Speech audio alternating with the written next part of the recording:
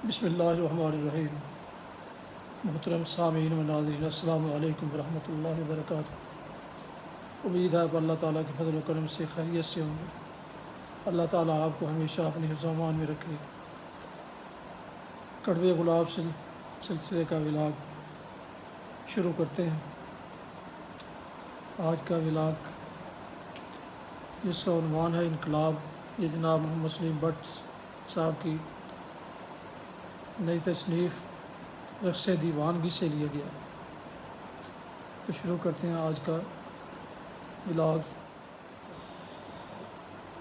انقلاب، دنیا کی تاریخ اٹھا کر دیکھیں تو معلوم ہوتا ہے کہ شروع سے آج تک بے شمار ایسے افراد پیدا ہوئے اور ایسے طبقے سامنے آئے جنہوں نے علمی قابلیت کی بجائے فوجی طاقت، سازش، قتل و غارت گری، باہمی رسہ کشی، تلٹ پلٹ اور ہیرا پھیری سے مختلف ملکوں کو زیر کر کے ان پر حاکمیت کے خواب دیکھے۔ غرض کہ تاریخ نے کیا کیا جتن نہیں دیکھے اور کب اقتدار کی خاطر باپ، بیٹوں، بھائیوں اور ہمسایوں میں یہ جنگ نہیں ہوئی۔ اقتدار حاصل کرنے کی خواہش اور ہوس اتنی مضبوط ہوتی ہے کہ اس کی خاطر اشخاص کے سر قلم کرنے، زندہ چنوانے، زہر کے پیالے پلانے اور آنکھیں نکلوانے کے علاوہ اور پتہ نہیں کیا کیا حربے استعمال ہوتے آئے ہیں۔ زمانے میں بے شمار انقلاب آئے، کئی ناکام اور کئی کامیاب۔ کچھ نے ملکوں کی تقدیر بدل دی اور بعض کی وجہ سے ملک تباہ ہو گئے۔ کچھ کا اثر واقعی اور بعض کا دائمی رہا، کچھ کا اثر وقتی اور بعض کا دائمی رہا۔ خیر، یہ تو دنیا کی باتیں ہیں، مگر ہماری غرض دنیا کی انوکھی قوم کے وطن یعنی پاکستان سے ہے، جو قیام پاکستان سے لے کر آج تک لیبارٹری بنا ہوا ہے حاکموں کے تجربوں کی۔ کوئی کہتا ہے اس کی چال ٹھیک نہیں، میں اس کی ٹانگیں ٹھیک کر دوں گا۔ دوسرا کہتا ہے اس کے ہاتھ نہیں چلتے، میں یہ توڑ دوں گا۔ کوئی کہتا ہے دل ٹھیک نہیں، اور کسی کا خیال ہے کہ دماغ میں خرابی ہے۔ اس ملک کے ڈاکٹر اپنی ذاتی کمزوریوں کی وجہ سے اس کی بیماری کی صحیح تشخیص نہیں کر سکے، لہٰذا 52 بلکہ اب تو 72-73 سال گزرنے کے باوجود مریض مسلسل نگہداشت کے وارڈ میں ہے۔ غیر ممالک سے لیے گئے ادھار کا 1/4 بطور گلوکوز اور ساتھ ہی وہیں سے 3/4 ذاتی اکاؤنٹ میں سیف ڈپازٹ کروا دی جاتی ہے کہ مبادہ قوم کے سیاسی ڈاکٹروں کو اس کی زیادہ ضرورت ہو۔ بہت دور اندیش ڈاکٹر ہیں، صرف ادھار کا بل ہی 38 ارب ڈالر ہے۔ چڑھنے دو، اگر مریض بچ گیا۔ البتہ قوم کی کم از کم ایک بیماری کی تشخیص مقامی حکیموں نے کر لی ہے۔ قوم ہائی بلڈ پریشر کا شکار ہے۔ 2 گرم تقریریں کرو، ان سے سارا ملک جلوا لو۔ ویسے بھی ماحولیاتی نہیں بلکہ سیاسی آلودگی کی وجہ سے ان کو اپنے کپڑے اور جسم جلنے کی بو ذرا دیر سے آتی ہے۔ مقامی حکیموں نے، جن کی اس ملک میں پریکٹس نہ ہونے کے برابر ہے، ڈاکٹروں کی ایک اور خوبی کو بھی پا لیا ہے کہ ان کا معدہ بلا کا مضبوط ہے۔ یہ لکڑ، پتھر اور لوہا سب کچھ ہضم نہیں بلکہ پلک جھپکتے چٹم کر جاتا ہے۔ مدعا ہی غائب، کر لو جو کرنا ہے۔ ہاں، ہم بات کر رہے تھے انقلاب کی، تو ہماری نظر میں درج ذیل قسم کے انقلابات دنیا میں وارد ہوئے ہیں۔ عوامی انقلاب، یہ انقلاب فرانس میں مڈل کلاس لائی، جن پر حکمرانوں نے ظلم و تشدد اور ٹیکسوں کی بھرمار کی ہوئی تھی۔ تنگ آمد بجنگ آمد کے مصداق عوام نے عزم کیا کہ اب یا پھر کبھی نہیں، اور اٹھ کھڑے ہوئے اور سرخ رو ہوئے، اور پھر ملک کو وہ ملک بنایا کہ وہ استعماری قوتوں میں شمار ہو گیا، جس کی وجہ سے 50-60 ملک اس کے زیر نگیں آ گئے۔ پاکستان کے حالات بھی بالکل ویسے ہی ہیں، لیکن بیوروکریسی اور فیوڈلزم نے عوام کو اتنا دیا ہوا ہے، اتنا دبایا ہوا ہے کہ یہاں یہ انقلاب نہیں آ سکتا۔ بھٹو صاحب کی صورت میں ان کو ایک مسیحا ملا اور انہوں نے مندرجہ بالا قوتوں کی شطرنج ہی پلٹ دی، لیکن بعد میں پتہ چلا کہ فیوڈل لارڈ ہی ہوتا ہے۔ وہ تو آیا تھا عوام کے جذبات سے کھیلنے، ان کا غبار نکالنے، عوام کی بھڑاس نکالنے اور فیوڈلزم کے کمزور ہوتے ہوئے ڈھانچے کو اور مضبوط کرنے۔ فوجی انقلاب۔ ملک میں تقریباً 4 فوجی انقلاب آئے، لیکن کوئی سدھار نہ لایا جا سکا، ملک ویسے کا ویسا ہی رہا۔ احمدیہ تاریخ میں مارشل لاء نے لوگوں کو دبایا اور حالات کو قابو کر لیا۔ ایوب خان کے مارشل لاء کا دبدبہ تھا، لوگوں نے ایک حکم پر دکانوں پر جالیاں لگوائیں، بازاروں میں چونے پھینکے، اسٹاک باہر لے آئے، اسمگلنگ ختم ہو گئی اور سیاست بس ہو گئی۔ یا تو ایوب خان مخلص نہیں تھے اور راہ سے بھٹک گئے، یا حالات اور سازشوں پر قابو نہ پا سکے۔ یحییٰ خان کا مارشل لاء، پیو پلاؤ، داد ساتھ پلاؤ، ملک کو داؤ پر لگاؤ، حلوہ کھاؤ، جنرل رانی اور بلیک بیوٹی تک محدود رہا۔ پھر جنرل ضیاء صاحب آ گئے۔ وہ وقت کچھ ایسا تھا کہ پی اور عوامی اتحاد 2 متحارب گروپوں کی صورت میں آمنے سامنے آ گئے تھے، لہٰذا ملک میں فوجیوں کو ہیوی ڈیوٹی پر لانے کے باوجود خانہ جنگی کا خدشہ تھا۔ وہ اگر آنے کے بعد 2 ماہ میں ریفرنڈم کروا کر اپنا ایکشن کنفرم کروا لیتے تو تاریخ ساز ووٹ پڑتے، لیکن انہوں نے یہ فیصلہ تب کیا جب ان کی گاڑی سیاسی ڈگر پر روانہ ہونے سے پہلے ہی پنکچر کر دی گئی تھی اور ریفرنڈم رسوائے زمانہ ہو کر رہ گیا۔ البتہ ہمارے مالکوں نے ان سے افغان جنگ میں زبردست کام لے کر روس کے حصے بکھرے کرنے اور اس کے دماغ کو مفلوج کرنے کا خوب کام کیا۔ جنرل صاحب یا ان کے مشیر ذرا بھی عقل مند ہوتے تو جیسے امریکہ نے مصر کو مجبور کیا تھا اسرائیل کے ساتھ صلح کرنے کے لیے، تو مصریوں نے اپنے سارے قرضے معاف کرنے کی شرط رکھی تھی جو قبول کر لی گئی تھی۔ اسی طرح ہم بھی اس وقت جب امریکہ روس کو پچھاڑنے کے لیے سب کچھ ماننے کو تیار تھا، 38 ارب ڈالر جو کوئی رقم نہیں تھی، معاف کروا سکتے تھے، لیکن اتنی بصیرت کس نے تھی؟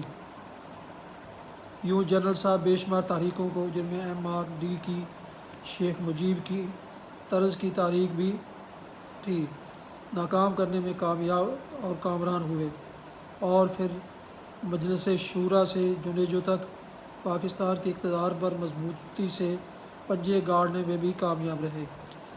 پھر مالکوں کو انہیں گرم چمٹے سے فارغ کرنا پڑا۔ کہتے ہیں ضرورت کے وقت دیوار سے بھی مشورہ کر لینا چاہیے، لیکن مشورہ تو وہ کرتے ہیں جن کا دماغ کام کرے، اقتدار کا نشہ ہو، قلم میں طاقت ہو، ہوا پر کنٹرول ہو، تو کون مشورے سنتا پھرے۔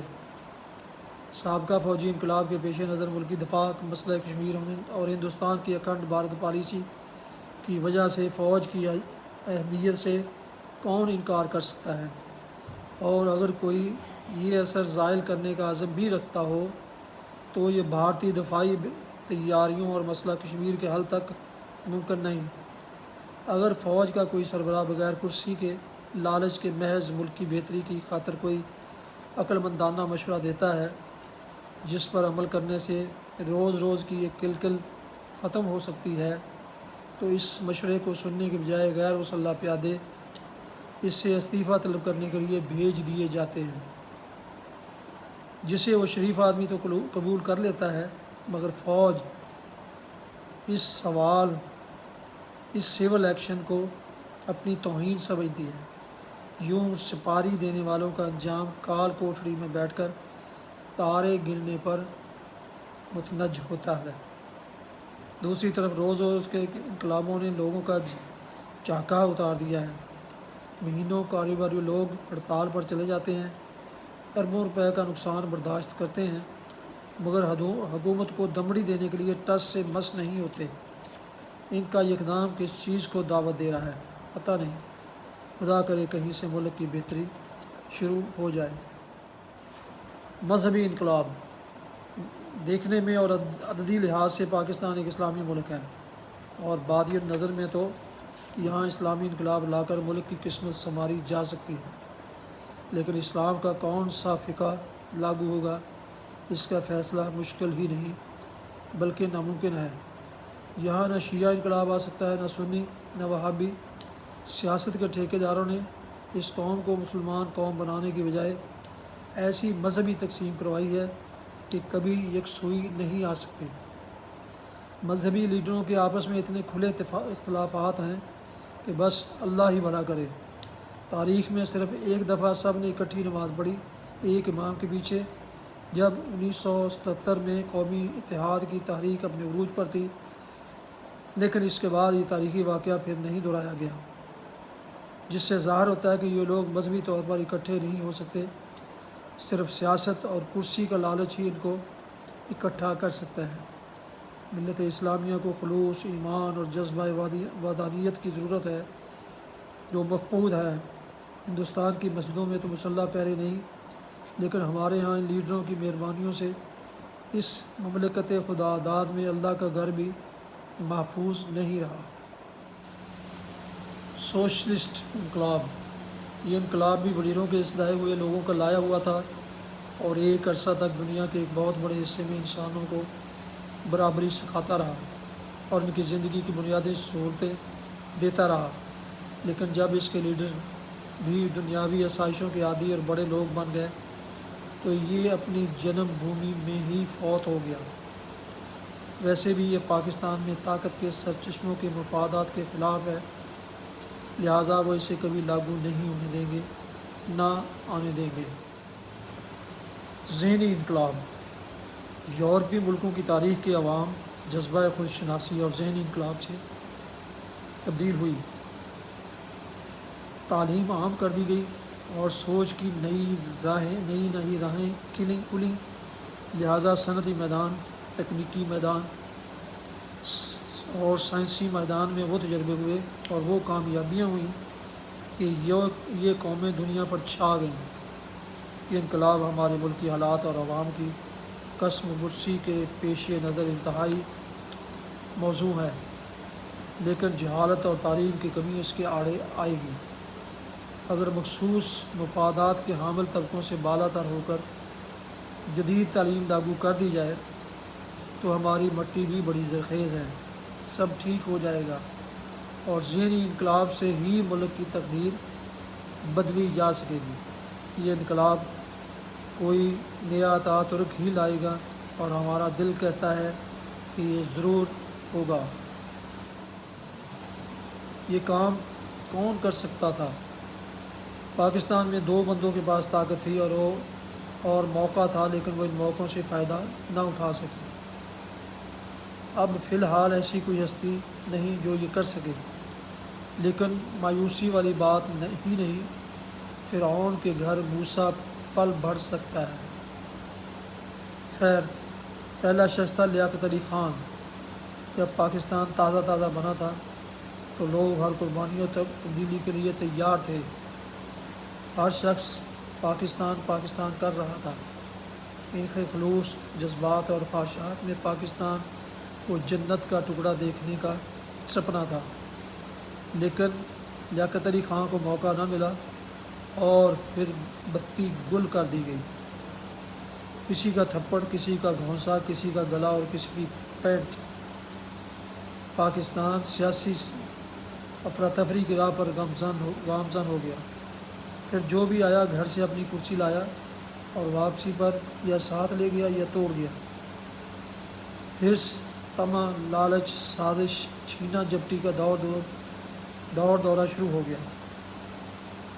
دوسرا شخص جو پاکستان میں انقلاب لا سکتا تھا وہ ذوالفقار علی بھٹو تھا۔